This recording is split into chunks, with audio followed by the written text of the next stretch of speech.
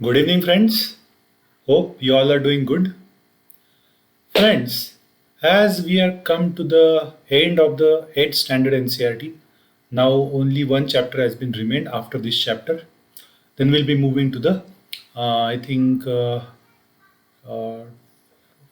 after 2 days, we will be moving to the 9th standard NCRT. So today, we are going to see the chapter called as the industries. Yesterday, we had seen the chapter called as agriculture. Today, we are going to see the chapter called as industries. So, agriculture, as we have seen yesterday, is a primary activity. It is directly related to nature. We are extracting resources directly from the nature and using it as it is. So, we are calling it as a primary activity. Today, we are going to see industries. Industries are the secondary activities. That means you process your primary products in the industry and convert them into the final product. That's why you are calling it as a secondary activity. So friends, this industries, it is one of the very important activity to which we can define it as it is a process by which we convert, okay, and a primary product into a final secondary product. It is related to production of goods, extraction of minerals, and also it is related to services. So tertiary activities also sometimes come under the industries. Okay. Now, when we are calling it as a industries, how we can classify them? So industries can be classified into three ways. Okay. On the basis of three things, we can classify the industry. First, on the basis of raw material. Second, on the basis of the size of the industry. And third, who is owning the industry, whether public is owning or private sector is owning, or private public both jointly owning it, or is it run by the workers themselves. So based on that we can classify industry. So three basic ways of classifying the industries. So let us understand these ways one by one. So first, on the basis of raw material, we can classify industries into the four types. So which are those four types of the industries? So first is agro-based industry.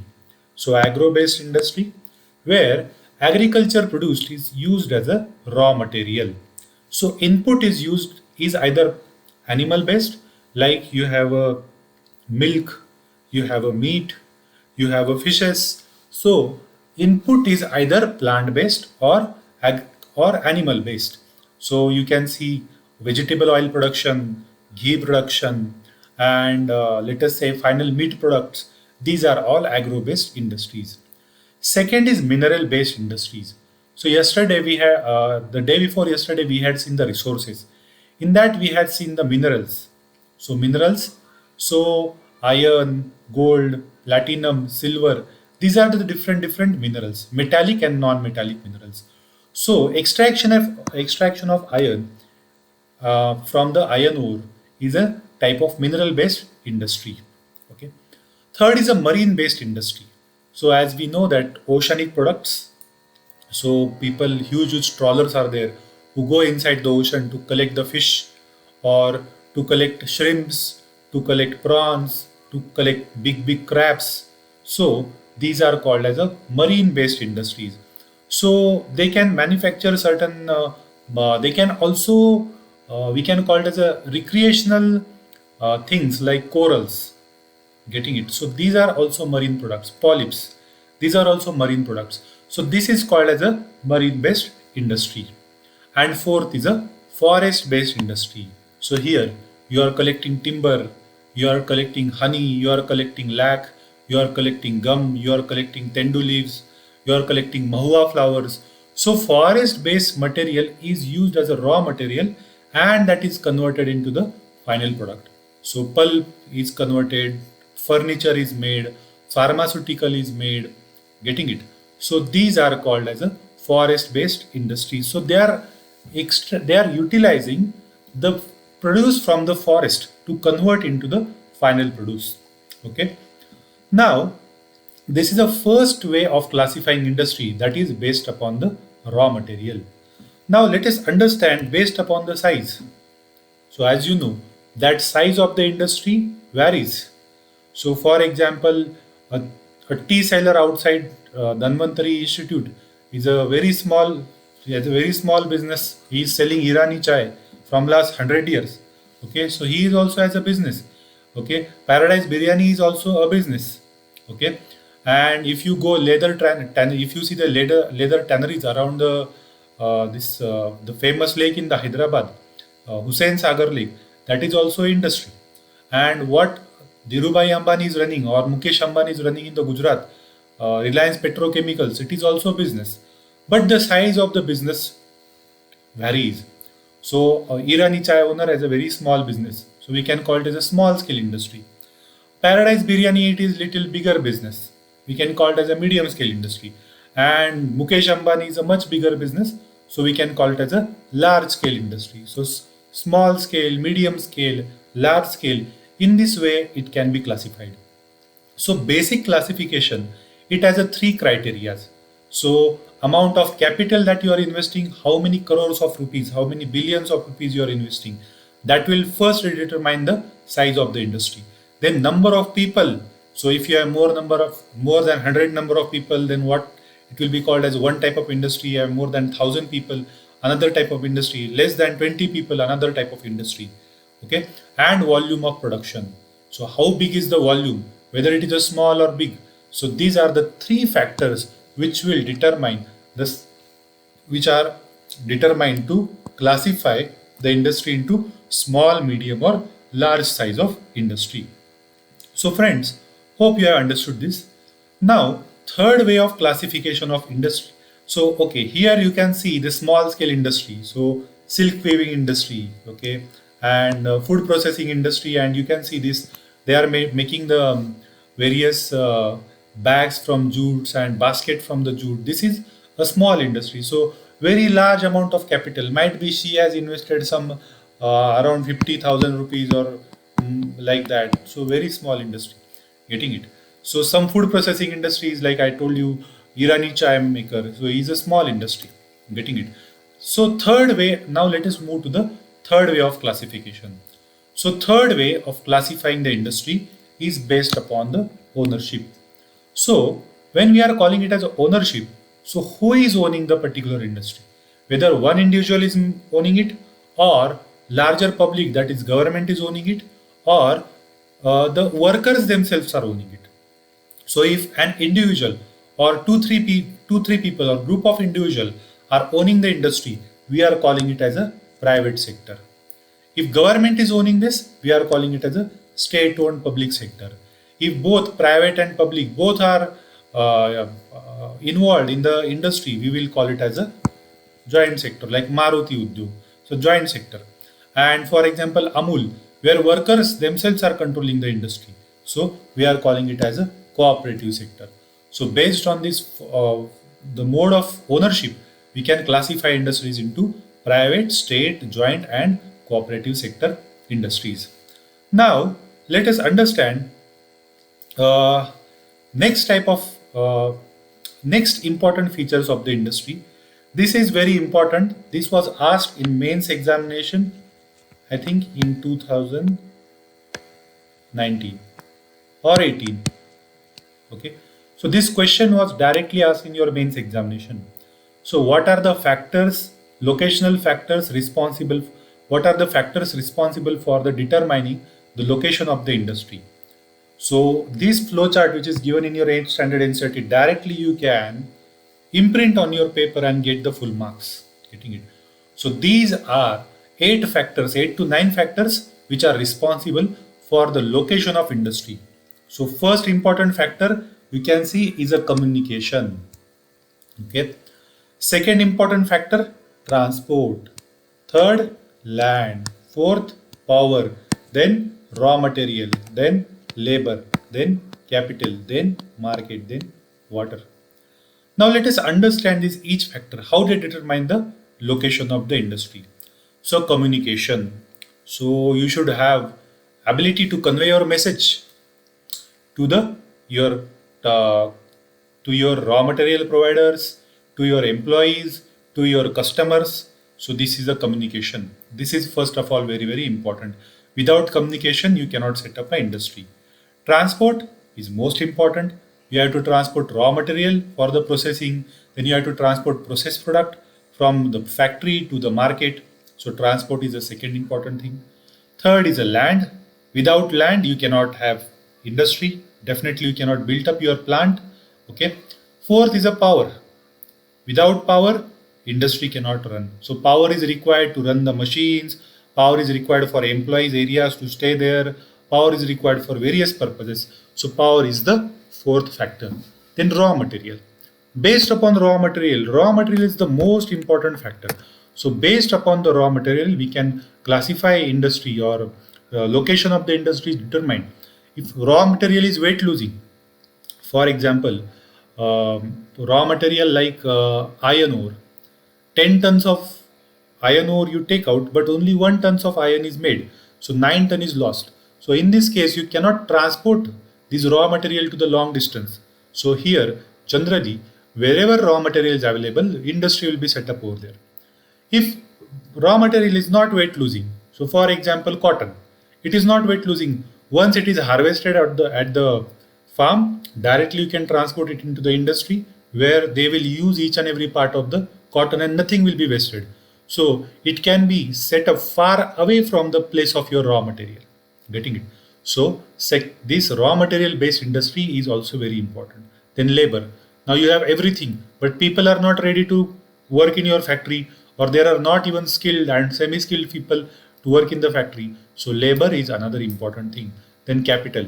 So you want capital as you want to buy the new machinery, you want to replace older machineries, you want to pay salaries to the employee, you want to buy the raw material, you want to pay the electricity bill. So you'll require capital. Getting it? So capital is one of the most important thing. Then market. Definitely whatever product you have, you'll have to sell it somewhere. So definitely market is very important locational factor. So some industries are set up where markets are very close. Some industries are very far away from the market because transportation network is available. So transportation and market are very closely related. If very good transportation network is available, then you can set up your industry away from the marketplace. If bad transportation is available, then definitely near marketplace you have to set up your industry. So for example, car industry. Car industry, so good transportation is available, so they will be set up near market. So like Hyderabad, you have car factories, you have car factories in Pune, you have Mumbai, because transportation is very nicely available. So near market, they have set up the industry. And in the end, water. So without water, nothing can be processed. So whether huge, some industries like iron industry, aluminum industry, copper industry, they require huge amount of water. So where you have rivers, where you have dams, there only these people will set the industry. So this is the last parameter where the location of the industry will be set up. So friends, now this question has come into the main. So I hope you guys will practice this question today. Okay, I will also give you in the telegram. So I hope you guys will practice this. Okay. Now, after understanding this, let us understand industry as a system. Yesterday we had seen agriculture as a system. So system, what are the things are there in the system? So you have input, you have output, and so in between you have operations. Okay, or you can say process. So input goes to the output, but in between you have process. So input, output, and in between you have process. So these are the three things which make anything as a system. So industry is a system. Definitely it has these three things. So input, you have raw material, you have water, you have electricity, you have labor and infrastructure. Then processing is going on in the form of processing on the raw material. Okay. And then finished product is called as output, which goes to the market. So in this way, industries is also a type of system. So when we call it as a system, so different parts of the system have to be taken care by the different agents. So based on this system, a huge industrial region is set up. So for example, some industries will work on input, some industries will work on processing, some industries will work on only output. So in this way, industries grows based on these three important parts of the system. Now, let us understand major industrial regions in the world. So, major industrial regions in the world are located in the temperate region because the atmosphere is very conducive, the environment is very conducive for setting up of the industry. Also, raw material, manpower is available in a huge amount, land is available in huge amount, capital is also available in the huge amount. So, you can see the temperate region is full of industries. So, in this region, you will see lots of industries getting it. Okay, so all the temperate regions, they are full of industries. So this region is also full of industries. Okay, so industrial region is nothing but when, as I told you, there are different parts of the system. So based on the system, different companies are developed. Different companies will take each and every responsibility, and based on a huge cluster of companies, manufacturing units will be developed. We will call it as a industrial region. Okay, so major industrial regions in the world, if you see, so North America, eastern parts of the North America, western part of the Central Europe, again Eastern Europe over here. Okay, then Central Asia also you have industrial regions. Okay, now if you see this,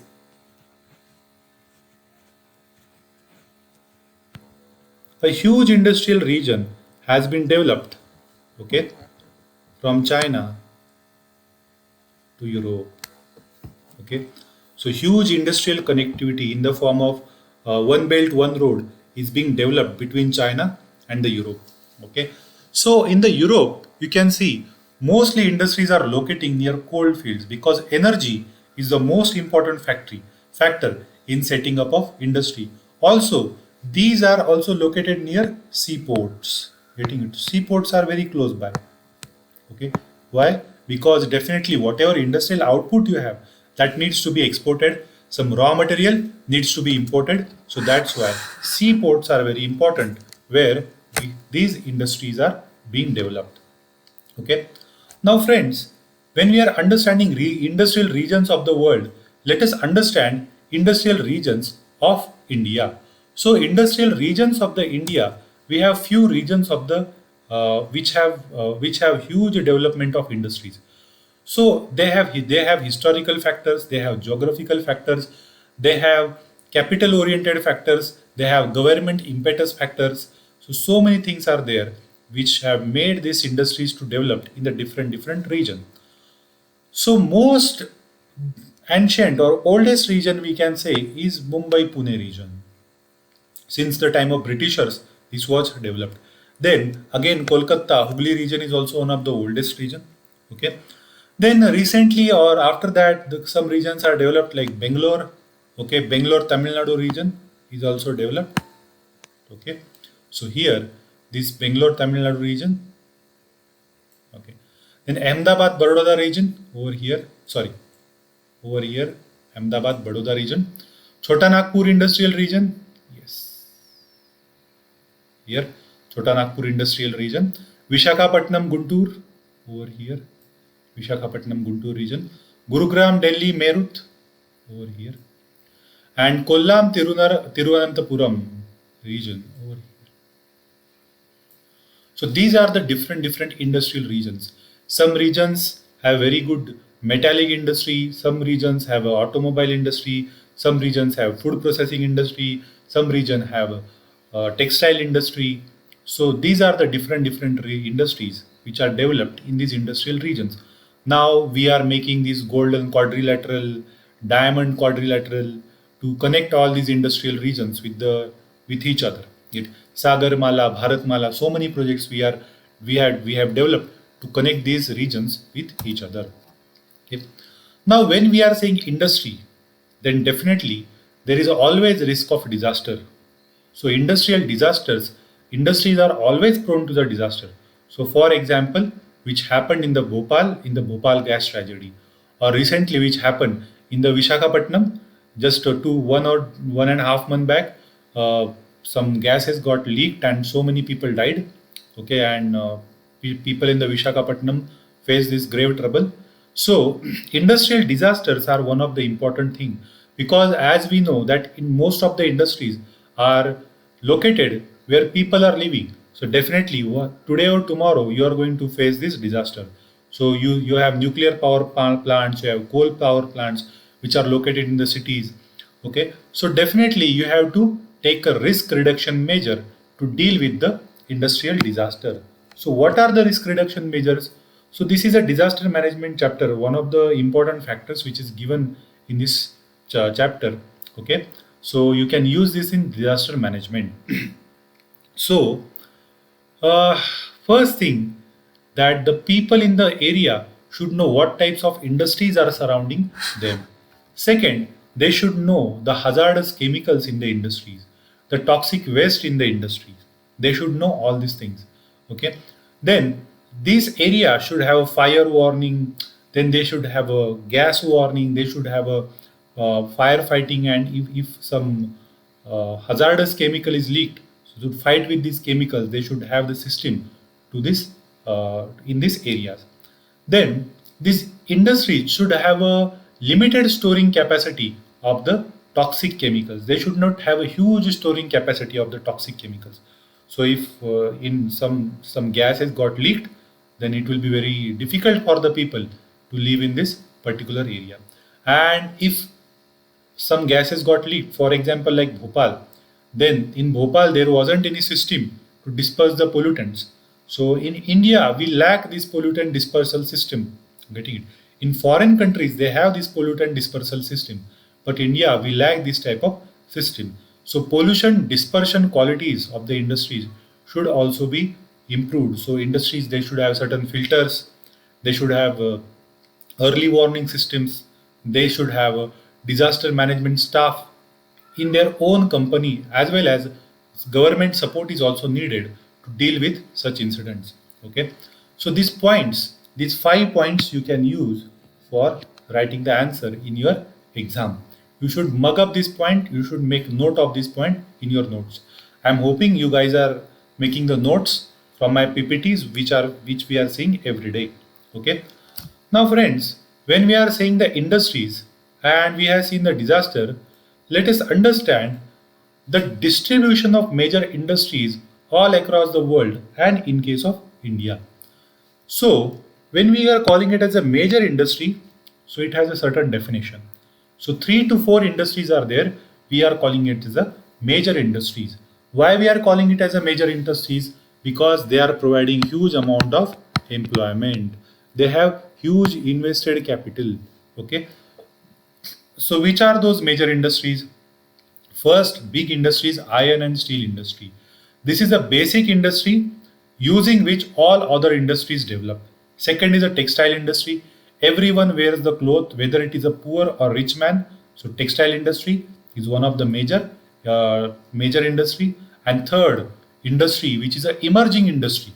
Okay, so we are calling it as an emerging industry, which is a information technology industry. It is also called as a sunrise industry. So emerging industry is a separate definition itself. Okay, we are going to see that as well.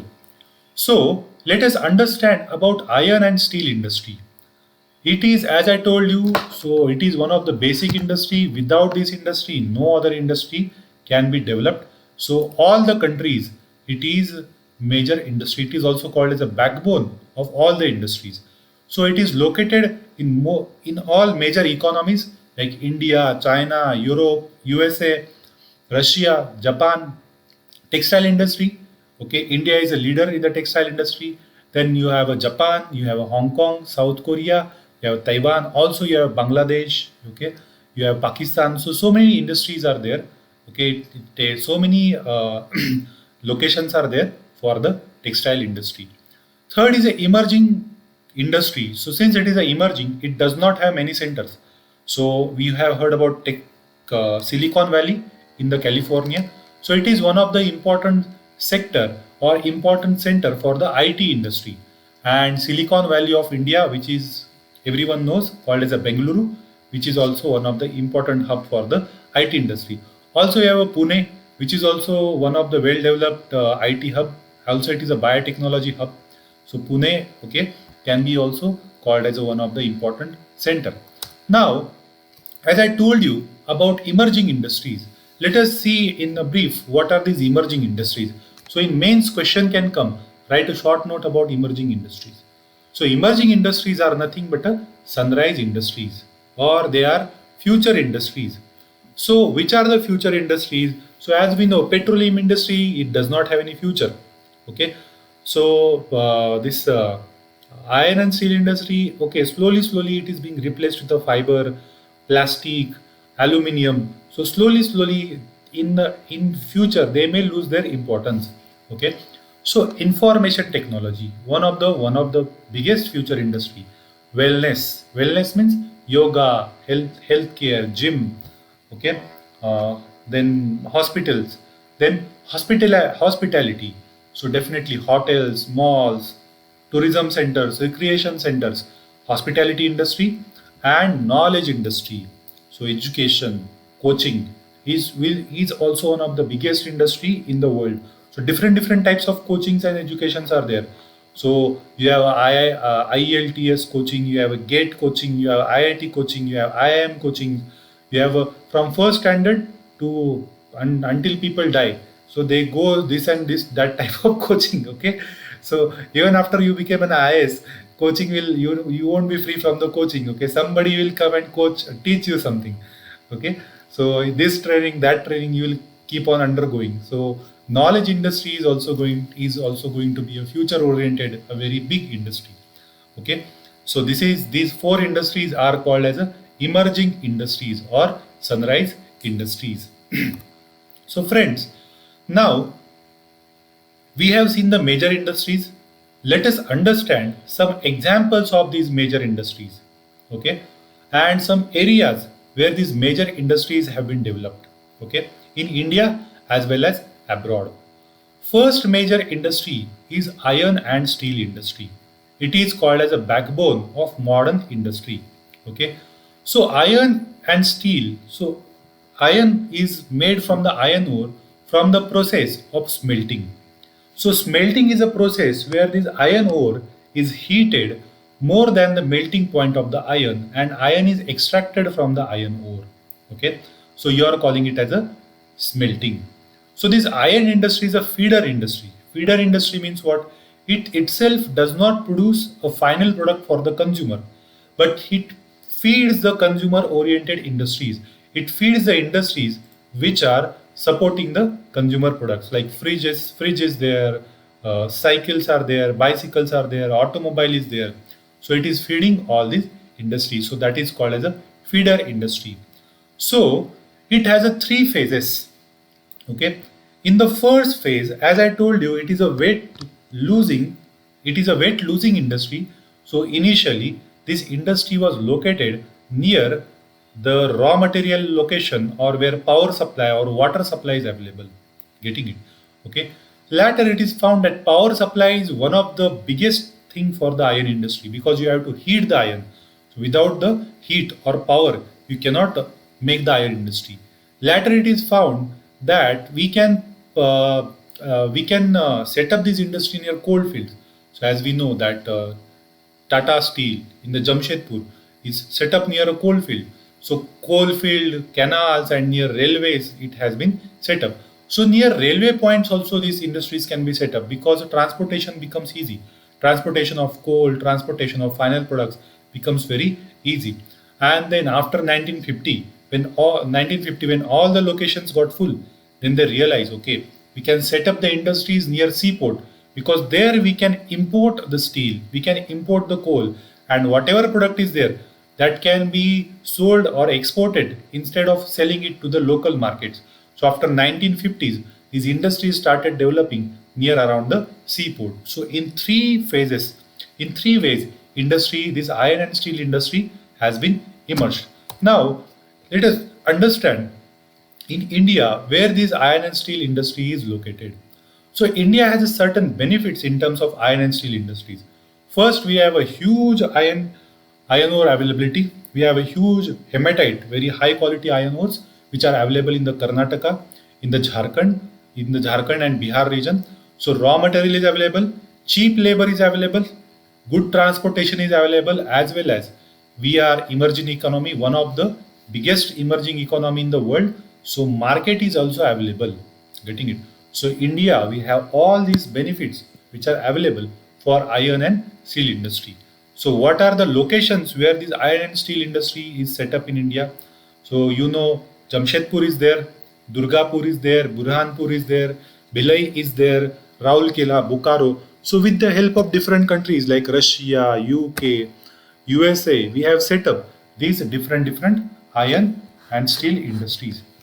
Now, let us understand two examples of iron and steel industries. Okay, one we will see Indian example, another we will see a foreign example. So, first example is Jamshedpur iron industry. So, you can see this Tisco. Okay, so this Tata is one of the Tata's company, Tata Iron and Steel Company in the Jamshedpur. So this town, before 1947, this industry was set up. Okay, so this place is known as Sakchi. So Sakchi was renamed as a Jamshedpur on the name of Jamshedji Tata because he was a pioneer in the iron and steel industry in India. Getting it? So it was set up near the confluence of two rivers, Subarnarekha and Kharkai rivers in the Jharkhand. So it is providing the all water required for the iron and steel industry. So coal is coming from the Korba and Jharia field in the Jharkhand and Chhattisgarh. Iron and limestone, these are one of the raw material required for the iron industry. So iron and limestones are coming from the Odisha and Chhattisgarh, and this Kharkai and Subarnarekha river, these confluence is there where they are providing huge amount of water required for the iron and steel industry. So this Jamshedpur is very famous example. You can cite it anywhere. Okay. Next, let us understand the example of US. It is called as a Pittsburgh. So there is a one famous rugby team of called as a Pittsburgh Steelers. It's very famous. Okay. So Pittsburgh is very famous for the steel industry. It is called as a steel city of USA.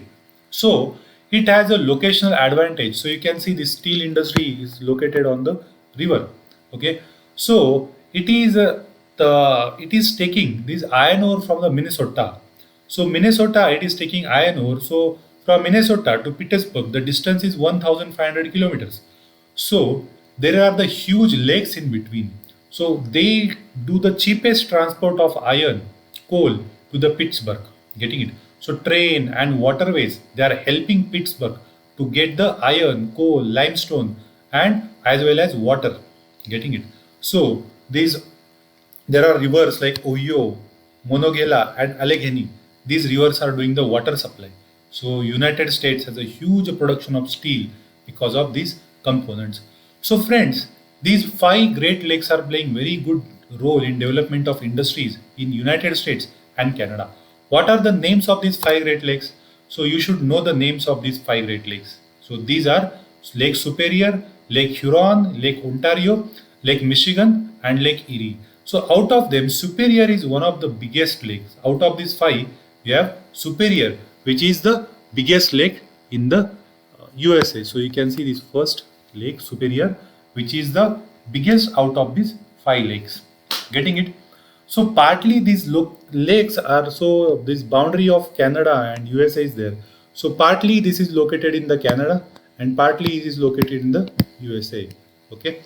So these are the five important lakes. Now friends, second important major industry is a textile industry. Getting it? So textile industry in India is the second largest employer after agriculture.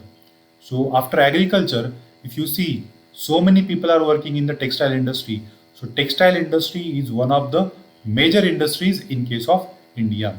So this word textile is derived from the Latin word texere, which means to weave. So texere means to weave.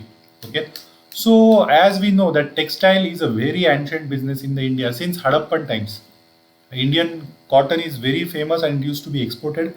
India's share in the ancient India's share was 35 or 25 to 30% in the international trade. Currently, we are below 3%. Ancient time, we had more than 30% share in the international market. That is only because of the textile.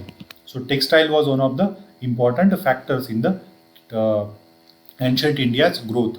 Now, textile industry can be classified based upon the raw material used. What is the raw material there we are using? That is a fiber. So different types of fibers are there. So what are the types of fibers are there? You have wool, you have silk, you have cotton, you have linen, you have a jute. So these are the natural fibers. And there are certain man-made fibers, which are they? We have nylon, polyester, acrylic, and rayon. All are the products of petroleum. Okay, so petroleum industry is very important because they are providing the raw material for the man-made fibers. So based on that, we can classify the industry, and this textile industry is distributed all over India based on this the type of raw material available in this area. So when we say these type of raw material which is available all over the places in India, let us understand where this type of raw material is available. So in ancient time, since ancient time, these four products are famous worldwide in case of India. So muslin of Dhaka, it is said that this muslin, entire sari of the muslin can be fit into the matchbox. That much smooth it was.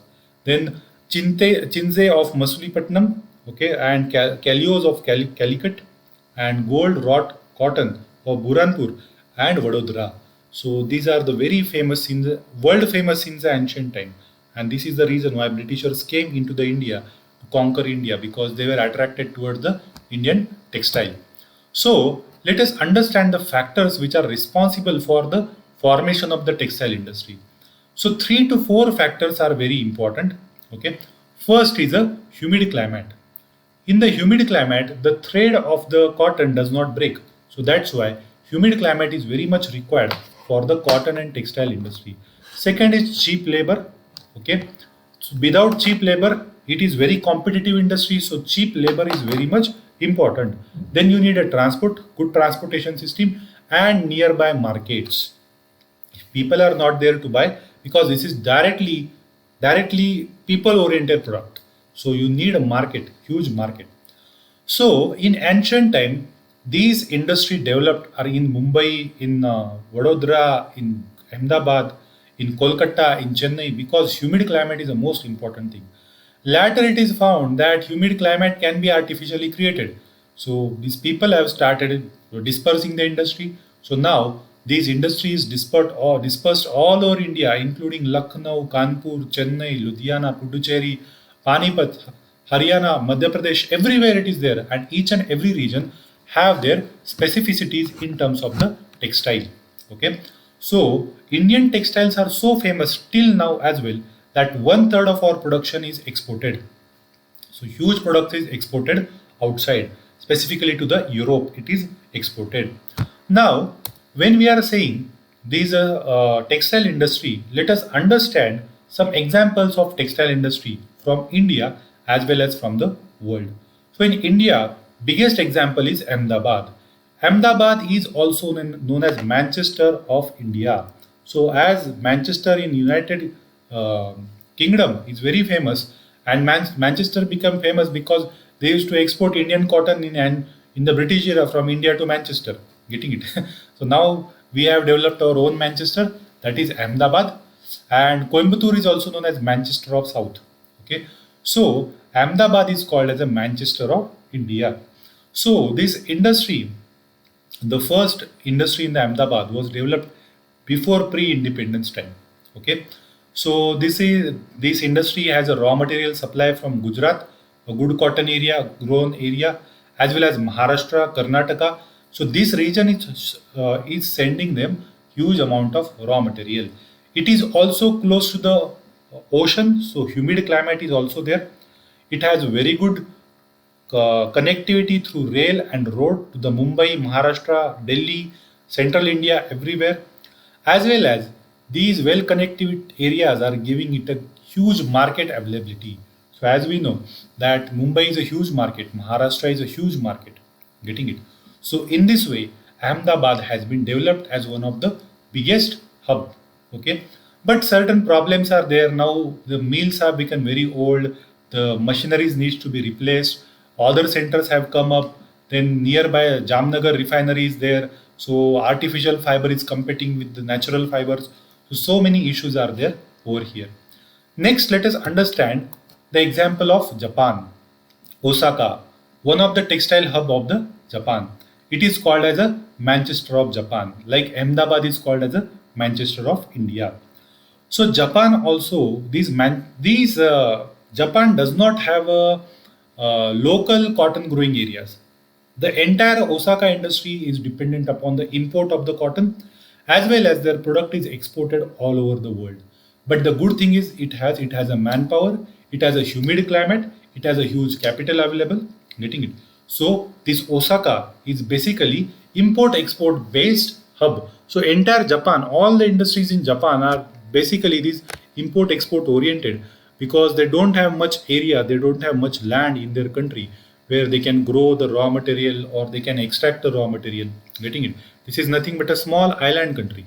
Japan is a small island country. So it has a river Yodo which is providing the water. Okay, sufficient power is provided, and the finished product is going to the India, USA, China, and Egypt. Okay.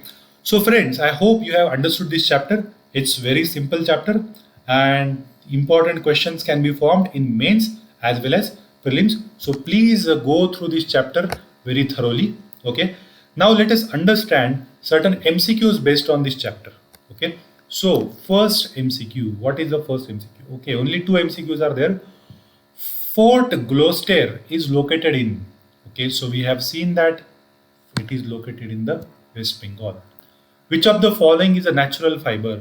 Nylon, jute, acrylic? We know it is a jute is a natural fiber. Okay. So very simple. I hope you guys have understood this. If you have any doubts, please ask me on the Telegram. So see you tomorrow in the last chapter of the 8th standard NCERT. After that, we'll start with the 9th standard NCERT. Okay. So thank you. Bye bye.